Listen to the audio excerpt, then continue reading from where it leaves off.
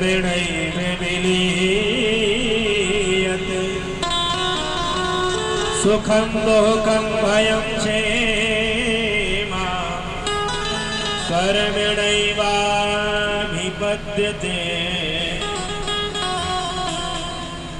जीव को केवल कर्म करना चाहिए, उसके कर्म के अनुरूप फल तो जिस कर्म के लाभ की इच्छा उस जीव के जीवन में होगी वो कर्म के द्वारा उसे लाभ मिल ही जाएगा। जो चाहो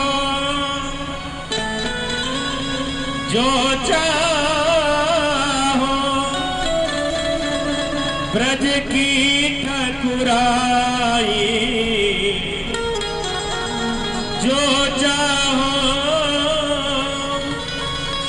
ब्रज की ठकुराई, तो पूजो को वर्धन भाई, तो पूजो को वर्धन भाई, तो पूजो को वर्धन भाई, तो पूजो को वर्धन भाई।